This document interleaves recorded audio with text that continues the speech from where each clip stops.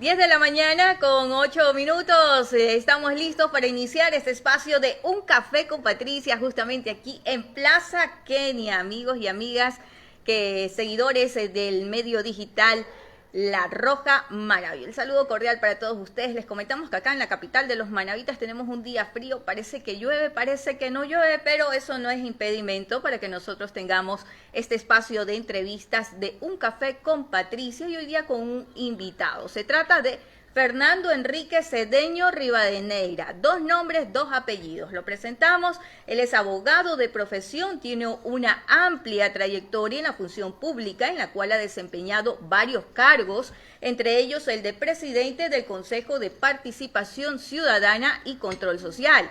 Es casado, tiene 3 hijos y actualmente es candidato asambleísta por Manaví, por el distrito Centro Sur, por la alianza UNE, Centro Democrático y Compromiso Social, lista 1 y 5. Muy buenos días, Fernando. Chócala. Bueno, el saludo correspondiente. Y el abrazo correspondiente. El abrazo correspondiente, mi estimado Fernando. Bienvenido, gracias por aceptar este café con Patricia, ya se lo ha servido. ¿Qué tal está ese cafecito? Está muy exquisito, más bien quisiera darles ganas a los compañeros que nos ven por este medio digital y agradecerle a usted, Patricia, por esta entrevista y compartir con ustedes esta mañana. Coméntenos, ¿cómo le gusta el café? ¿Cargado, no tan cargado, dulce? Me gusta normal. Me gusta normal porque yo también me sufro ya los años, hace que uno sufra del estómago y muy cargado me hace daño. Y prefiero, por supuesto, un buen café pasado y con poca azúcar, ¿no? Tampoco muy amargo, ¿no? Y este es café pasado, es un café manavita, sí, exquisito sabroso. Y lo pueden encontrar solamente aquí en Plaza Kenia. No, y Plaza lo interesante Kenia. del café pasado es que no hace daño. O sea, no hace daño. Claro, a mí solo cuando sea muy fuerte, pero realmente cae muy bien al estómago, permite que uno inicie el día, que mejor iniciando un día de trabajo con un buen café. Eso Salud. te eleva las energías, el ánimo, tiene esa capacidad el café, especialmente si es manavita, como siempre lo decimos.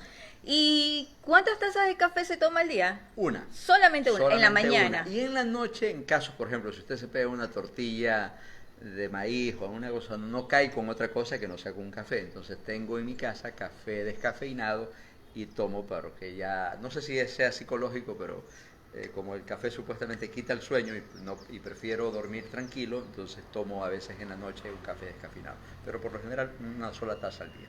Fernando Cedeño Rivadeneira se vuelve un personaje Suena eso pomposo, pero ¿por qué no? Es que hay que decir lo que es. Fernando Cedeño Rivadeneira, en la época del gobierno de Rafael Correa, se vuelve un hombre importante, un personaje importante en ese gobierno de 10 años.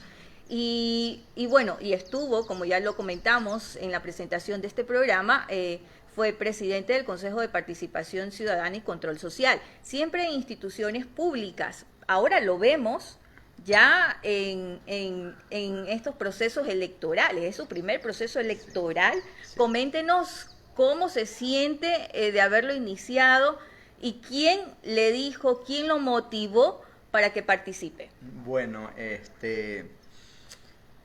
yo siempre he estado vinculado al quehacer político. Yo desde los 15 años de edad he hecho activismo político. ¿En el colegio? ¿En qué colegio estudió? Bueno, estudié en Cristo Rey inicialmente, pero tuve que salir porque no había sociales. Yo siempre he tenido inclinación por las ciencias sociales, me gusta mucho la historia, me gusta mucho la filosofía y por eso también estudié Derecho. Tal vez me hubiera gustado ser sociólogo. Uno de mi hija es socióloga y una vez se ve indirectamente reflejado en lo que hacen sus hijos, ¿no? Pero igual, yo estudié Derecho, me siento muy orgulloso de ser abogado, pero he estado siempre, no en el ejercicio profesional, pero he estado en la función pública. Yo me casé joven y desde que me casé empecé a trabajar. Primero en el municipio de Puerto Viejo, bueno, he pasado por varias instituciones, pero mi sensibilidad social empezó desde los 15 años de edad, desde muy temprana edad, porque yo creo que mi padre, lo hizo involuntariamente, pero por ejemplo, y creo que ni me lo indujo, pero siempre en mi casa había el periódico. Entonces yo pese a mi edad, me mantenía informado, leía el periódico, me gustaba leer, incluso, bueno, en mi casa habían algunos libros, pero en la casa de un vecino, de una familia a quien yo quiero y estimo mucho, porque fueron mis vecinos durante gran parte de mi vida. Por ejemplo, ellos tenían una colección, había una colección de Salvat. Ya, Que sí eran, recuerdo el nombre. ya, pero esta era de libros de literatura, más que todo de, no sé, como Julio Verne, todas las obras de Julio Verne, de Salgari, etcétera, todas estas obras de literatura, pero en historieta.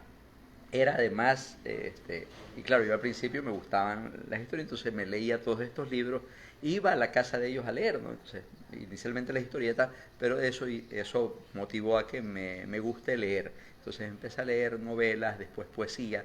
En la adolescencia a uno le gusta la poesía porque empieza Claro, el nivel de pues. enamoramiento. Entonces me sabía un par de versos, por ejemplo, de Neruda, Ya. que es una muy buena forma De llegar a las chicas. Así es. En ese entonces a su esposa. ¿Ya la enamoró? Neruda y Benedetti, ¿no? Que Ya. son unos grandes poetas. Y a Sí, su esposa la enamoró con esos versos. Sí, no, bueno, no tanto, ¿no? Pero más bien con otro tipo de...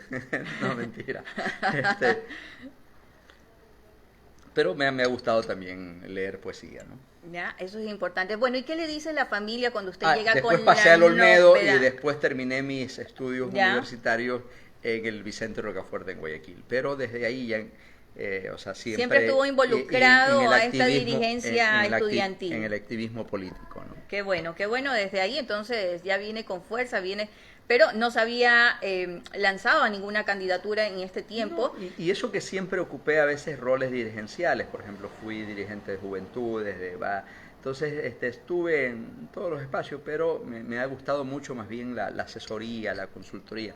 Y el otro día recordaba, por ejemplo, cuando estaba en el Colegio Cristo Rey, yo fui el jefe de campaña de un gran amigo que fue presidente, allá no se llamaba Asociación Estudiantil, sino se llamaba CRAE. El CRAE, que era Fernando Navia, un gran amigo y compañero de toda la vida.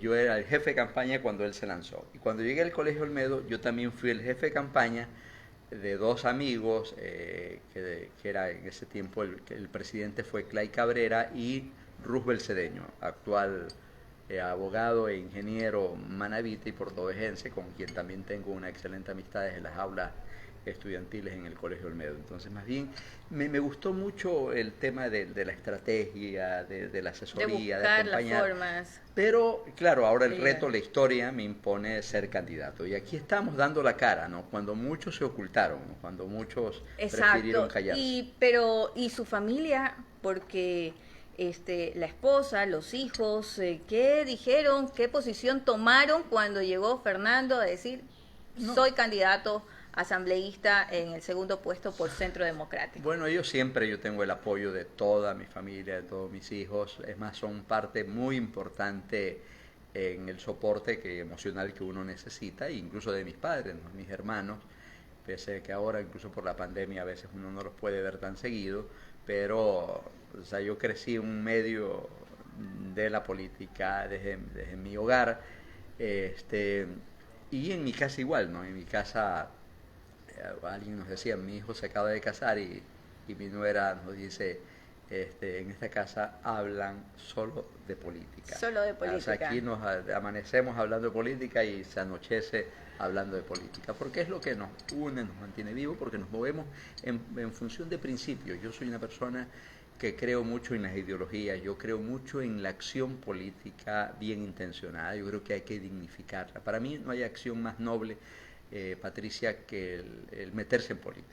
Por eso a veces los buenos hombres no se meten, porque a veces es un terreno muy escabroso donde hay las disputas, las intrigas, pero cuando uno actúa de manera diferente, al final no cae en esa parte oscura, y más bien yo creo que hay que defenderla, dignificarla, porque no hay cosa más digna que preocuparse por los demás. Así es, Fernando. 10 de la mañana con 17 minutos. Este es el espacio de entrevistas Un Café con Patricia, compartiendo con Fernando Cedeño Rivadeneira, candidato asambleísta provincial, Distrito Centro Sur, por Centro Democrático, lista 1.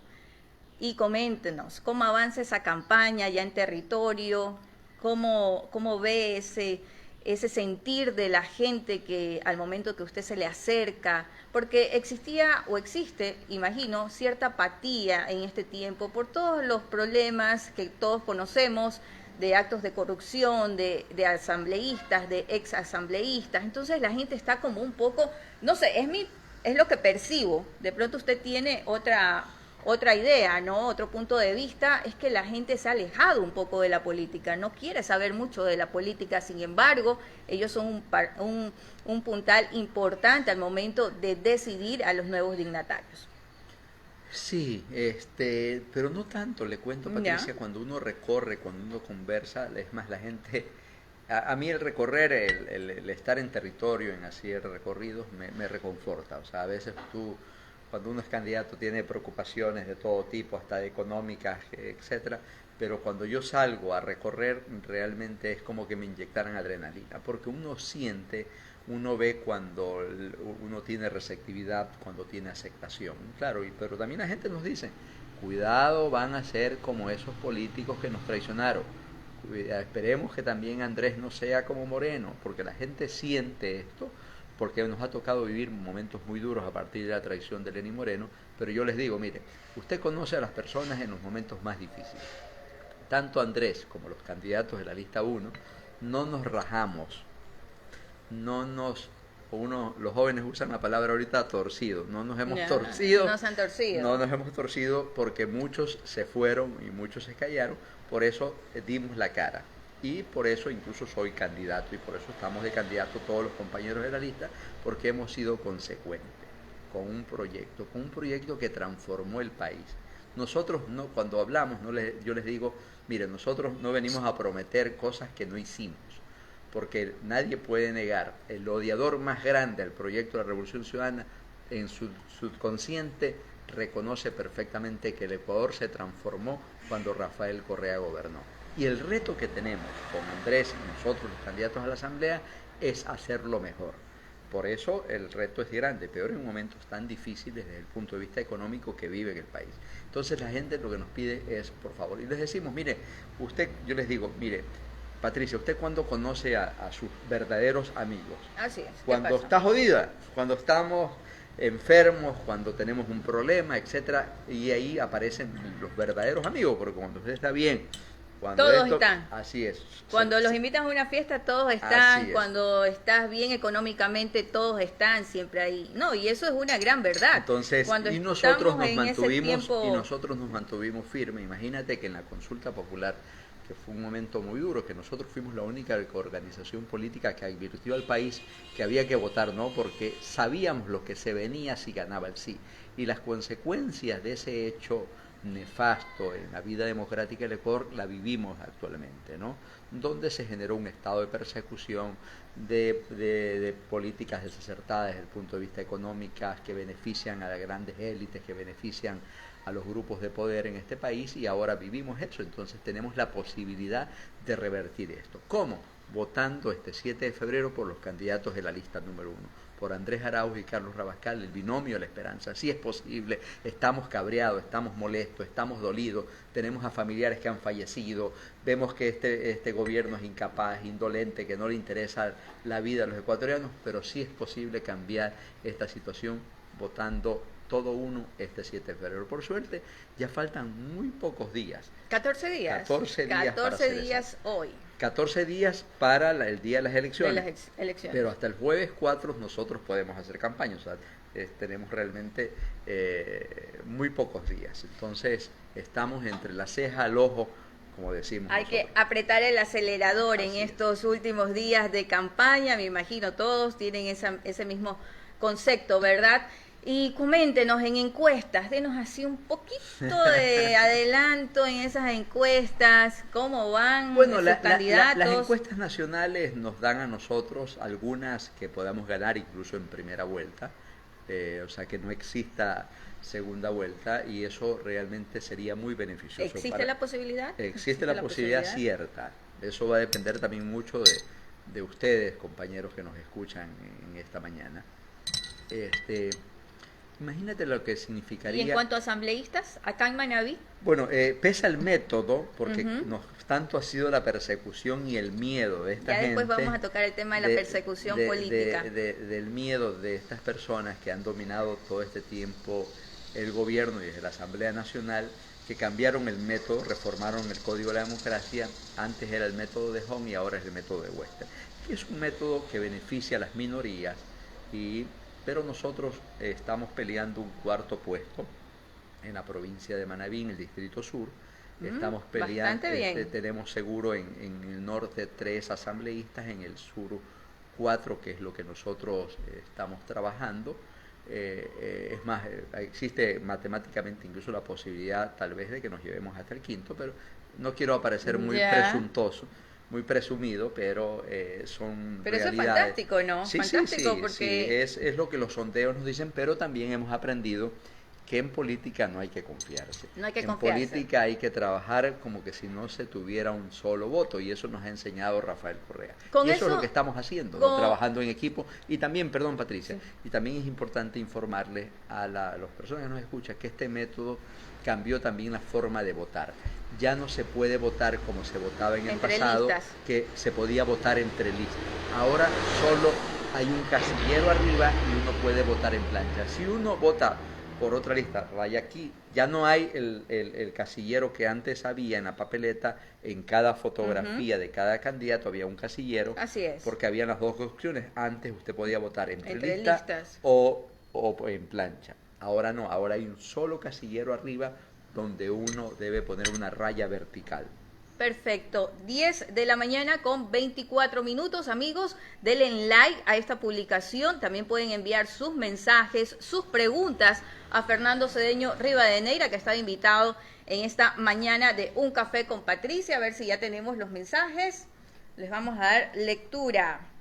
Tyron Arteaga, excelente abogado Fernando Cedeño Rivadeneira, digno representante de Manabí, total apoyo desde la calle Vicente Macías y 29 de junio de la parroquia Andrés de Vera. Venceremos, dice Juan Carlos Guerra, éxito Fernando, total apoyo, vamos a recuperar la patria desde Manabí, sabemos de su capacidad demostrada en beneficio de Manabí y el país. César Gilberto Andrade Intriago, éxitos mi doctor. María Brown, ¿qué ley propone o qué acciones para erradicar tanto femicidio en el país y Manabí?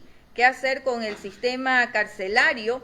No hay que incrementar cárceles, dice una de nuestras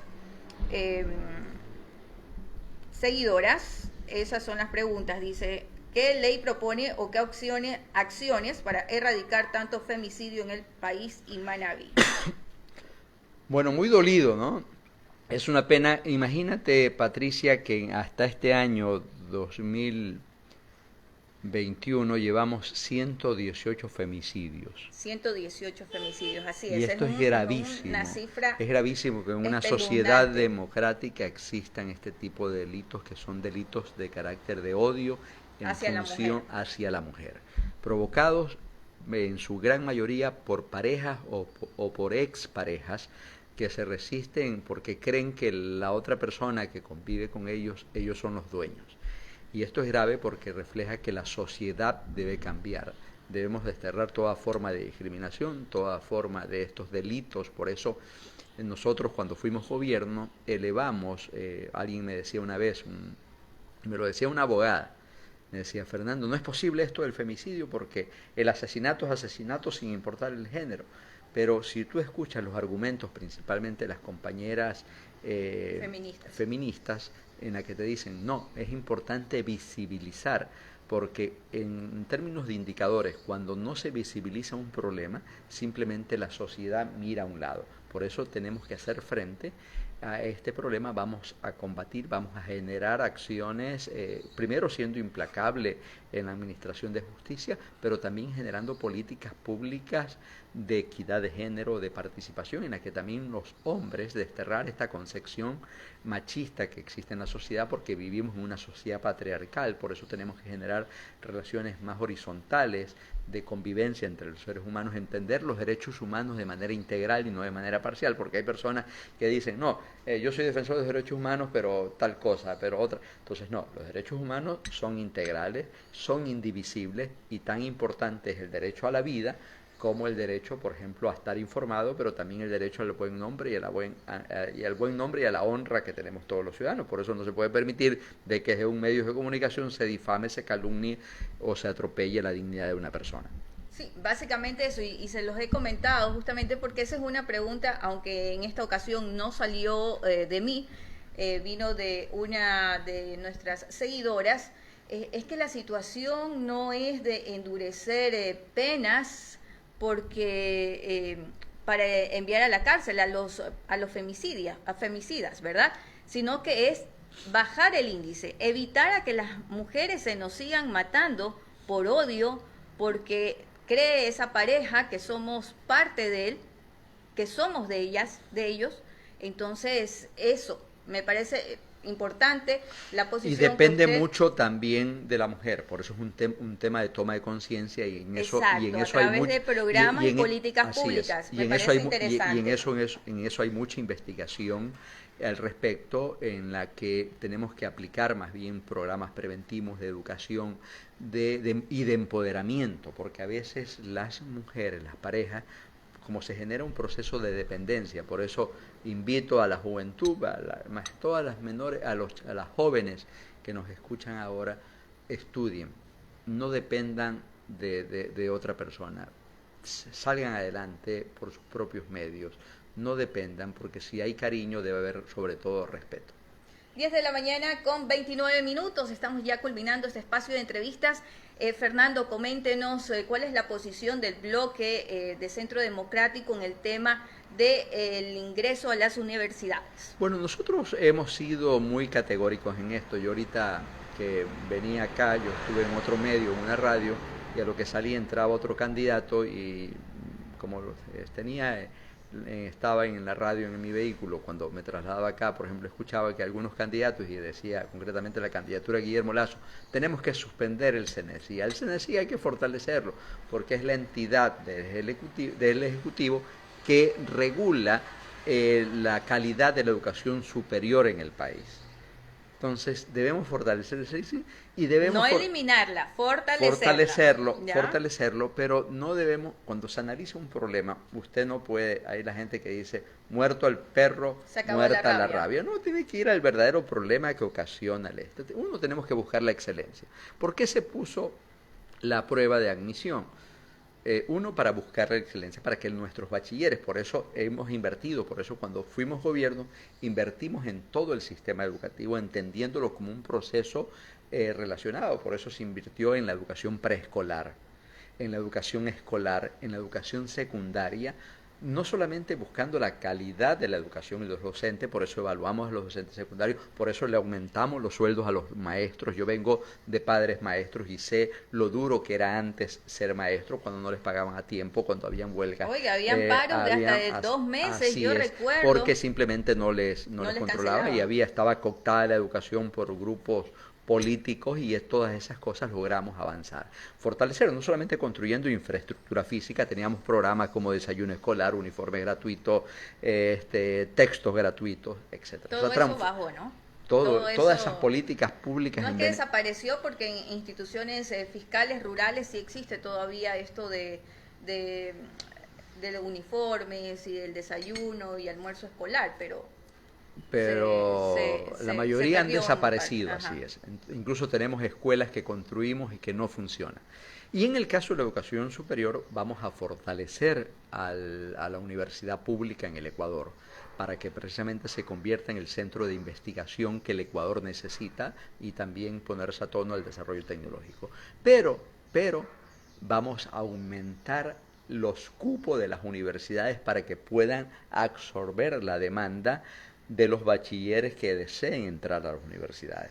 Y que por el bajo puntaje no lo pueden hacer. Así es. O porque no hay cupos. No, y también tenemos que aumentar la oferta la oferta Académica. para que se diversifique y no tengamos que todo el mundo, todo bachiller, quiera estudiar solamente una carrera. Entonces, claro, ahí no hay sistema que aguante, porque simplemente si todo el mundo quiere estudiar ingeniería civil, simplemente no va a haber capacidad de cupos, por eso la diversificación. Y Pero no sobre solo- todo también vamos a fortalecer el nivel técnico superior en el país. O sea, también un bachiller que no desee ir a la universidad tenga opciones de tecnologías, de capacitación, de profesionalización, en la que con apenas 2 años de estudio usted pueda tener un título que le permita salir a ofertar, y la oferta también debe estar relacionada al mercado laboral. Exacto, eso Porque le si iba a usted, preguntar porque también. así es, porque no queremos que hayan, no sé, 100.000 abogados en la 100.000 que la mayoría profesionales, pero no tienen así es, no trabajo, hay trabajo porque o simplemente terminan la haciendo demanda. otras actividades de las cuales Así es. no fueron preparados, pero porque no les quedó otra opción por problemas de sobrevivencia, de subsistencia, tienen que trabajar en otros ámbitos, ¿verdad? 10 de la mañana con 33 minutos tocamos este tema. Entonces, el tema de la educación va a ser uno de los temas, uno de los ejes importantes de trabajo en el eje de futuro de Andrés Arauz, igual que el tema de la salud. No se acuerde que uno de los problemas que estamos viviendo actualmente es el tema sanitario, en la que este gobierno negligente, incapaz, que no le importa la vida de los ecuatorianos, entonces nos toca. Imagínate que en Manaví todavía no nos llega una sola vacuna. Claro, todavía no. La- Y son la- 400 y pico la- solamente para doctores. Las que llegaron solamente las repartieron en Guayaquil, en Quito y en Cuenca, olvidándose como que si en la provincia de Manabí no existe Y COVID. es una de las provincias que tiene más altos índices De afectación. de afectación y de muerte y de de mortalidad. mortalidad. Así es. 10 de la mañana con 34 minutos. Ha venido insistiendo, y especialmente con lo que sucedió el día viernes, de esta, podríamos decirlo, destitución, entre comillas, del prefecto Leonardo Orlando. Muchos han mencionado que existe persecución política. Coméntenos, Fernando. Bueno, eso es evidente, ¿no? Eso es evidente, pero... ¿Lo sienten pero así? ¿Lo sienten por así? supuesto, oiga, ¿Ya? nosotros lo que más hemos vivido es la persecución, o sea, y lo nuestro no es paranoia, no es que somos locos, que queremos que todo el mundo nos persiga, o sea, nosotros nos quitaron el partido, bueno, ¿qué Todo lo nos que han se ha hecho? A vivido. toda nuestra dirigencia fue descabezada. Oiga, pero aquí voy a hacer un paréntesis, pero otras personas dicen, pero eso hicieron con otras personas que no estaban a favor de ellos, los correístas, cuando estuvieron en el poder. No, porque otra cosa es que la gente me dice, sí, y yo le digo, póngame ejemplos, me dicen, sí, el señor a Lara, como es a Galo Lara. Oye, Galo Lara estaba sindicado en un proceso de asesinato, De asesinato, ¿no? sí, Del correcto. caso, ¿cómo es que se llama? Fernando Villavicencio, ¿qué pasó con Fernando Villavicencio? Igual, él transgredió, él tenía todo una red de espionaje que todavía la sigue manteniendo. Sí, porque sabe todo, ¿ah? Así es, Sabe entonces, en la que violentaba la privacidad de las personas, entrando a las páginas web, a los correos electrónicos, entonces se le inició un juicio en función de eso. Me va a decir Balda cometió delitos en el Ecuador y por eso tuvo que salir fuera del país y por eso fue incluso encarcelado y enjuiciado en Colombia. Entonces, por favor, entonces si alguien comete un delito tiene que ser sancionado, porque vivimos en un estado constitucional del derecho y guardando siempre las normas del debido proceso.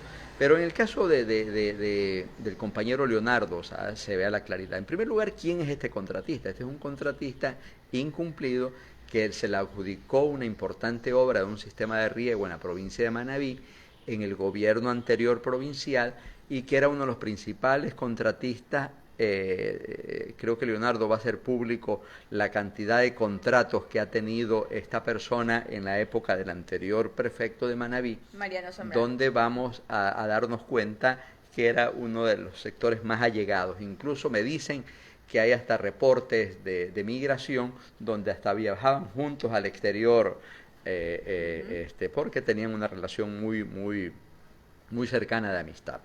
El artículo 436 es muy claro, o sea, este juez, primero aquí hay dos cosas, desde el punto de vista estrictamente jurídico. Esta acción de protección que presentó este contratista tenía que presentarla en la provincia de Manabí. Parece que se equivocó el abogado, le dijeron hay que presentarla en Puerto Viejo y él escuchó Pueblo Viejo, entonces por eso presentó en la provincia de Los Ríos. Pero luego de esa resolución hay otro ahora que saca el día viernes, cuando nos desobligamos de esta destitución, esta no es competencia de un juez. El artículo 436 que dice la Corte Constitucional ejercerá, además de las que les confiere la ley, las siguientes atribuciones. En el numeral 9 dice conocer y sancionar el incumplimiento de sentencias y dictámenes constitucionales.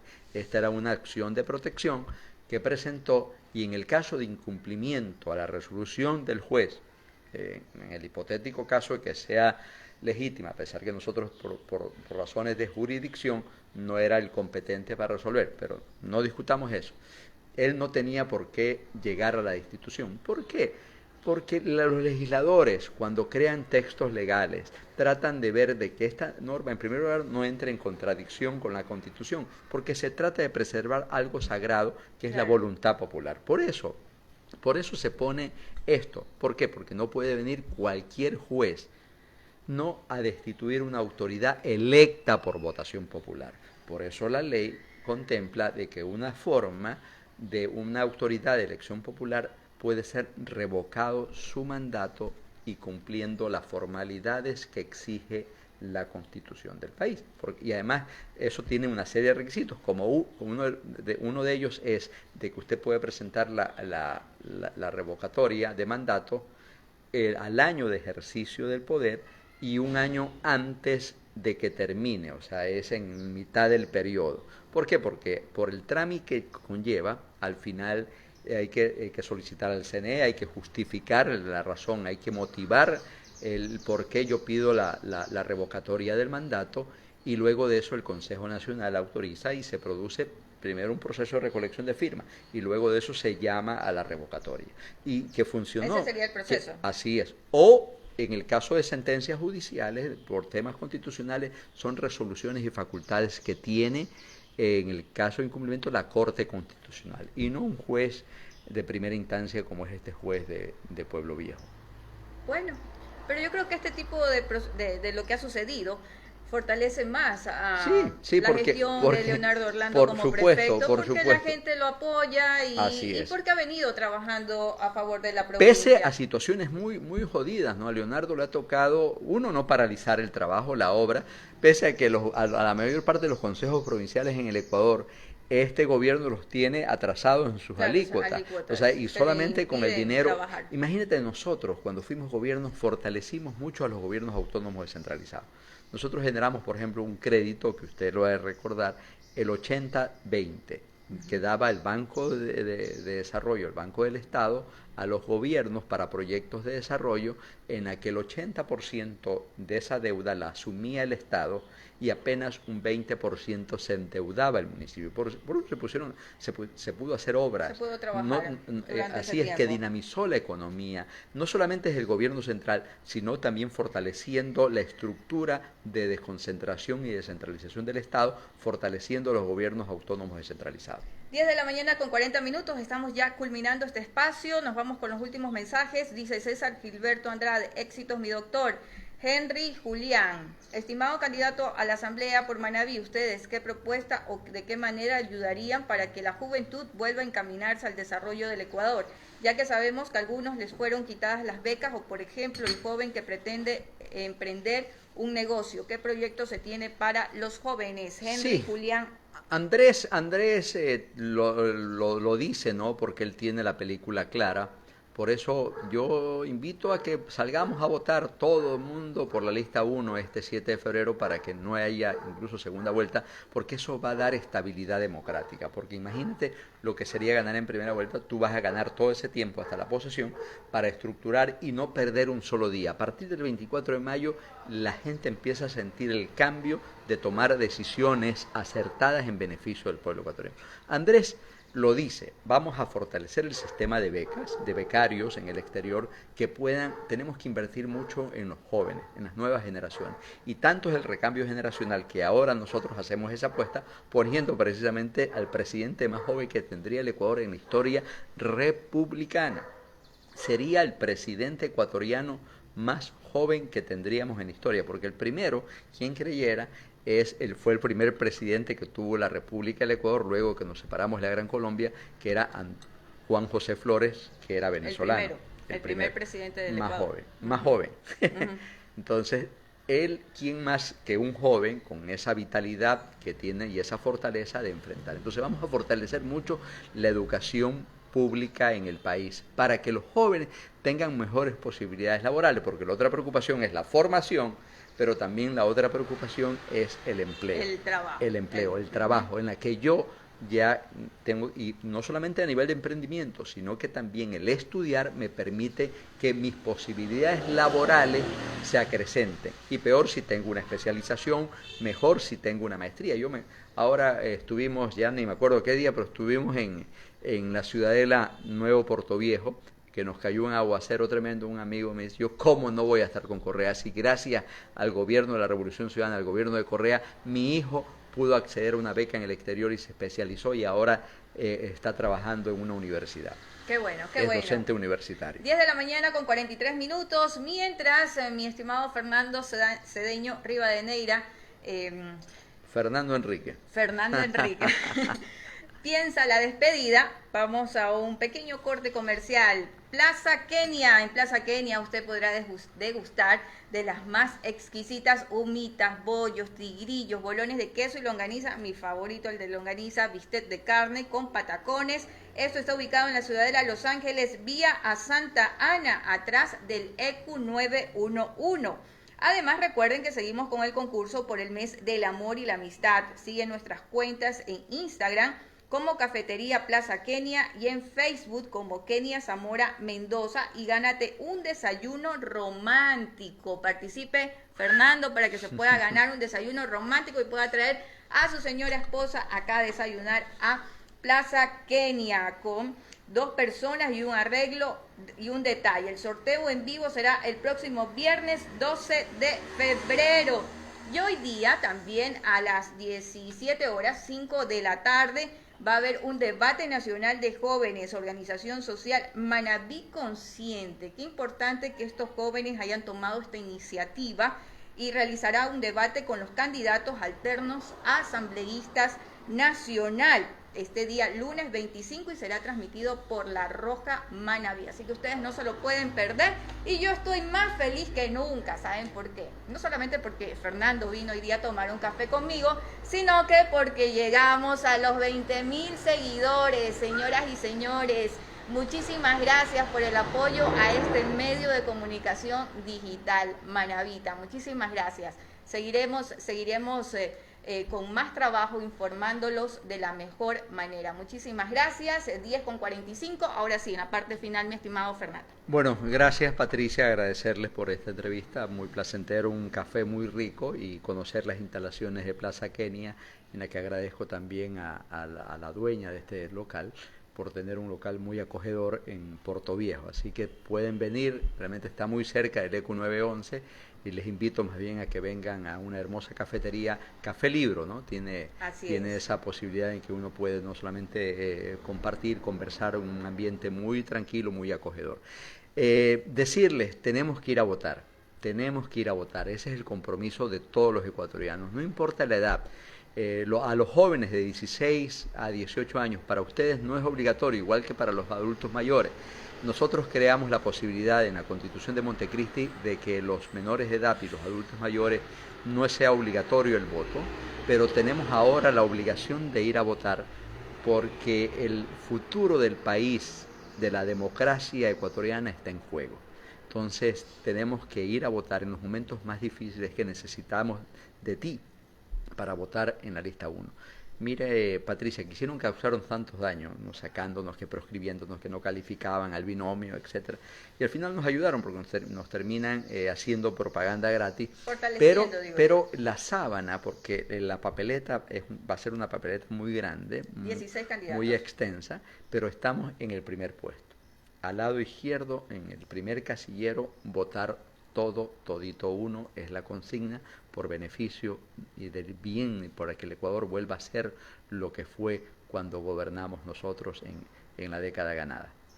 Muchísimas gracias, Fernando. Agradecemos a Fernando Enrique Cedeño Rivadeneira por acompañarnos en este espacio de entrevistas, un café con Patricia. Recuerden, él es candidato a asambleísta por Centro Democrático, lista 1. Muchísimas gracias. Si Dios lo permite, nos reencontramos nuevamente el próximo miércoles con un nuevo invitado.